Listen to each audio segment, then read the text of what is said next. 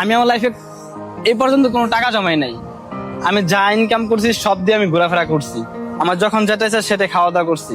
আমি সবসময় একটা কথা চিন্তা করি আর কি, যে কোনো মুহূর্তে মৃত্যু হতে পারে। তবে আমার মনে যত শখ ইচ্ছা আল্লাহ আমি সব পূরণ করবো। আমি আসলে ভাই একটা গরিব ঘরের সন্তান। তবে যখনই আমি কিছু টাকা জমাতে পারি, আমি সবসময় চেষ্টা করি এরকম সুন্দর সুন্দর জায়গাগুলো দেখার জন্য।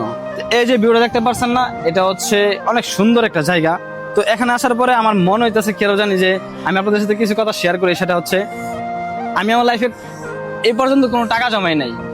আমি যা ইনকাম করছি সব দিয়ে আমি ঘোরাফেরা করছি। আমার যখন যেটা ইচ্ছা সেটা খাওয়া দাওয়া করছি। আমি সবসময় একটা কথা চিন্তা করি আর কি, যে কোনো মুহূর্তে মৃত্যু হতে পারে। তবে আমার মনে যত শখ ইচ্ছা আল্লাহ আমি সব পূরণ করবো।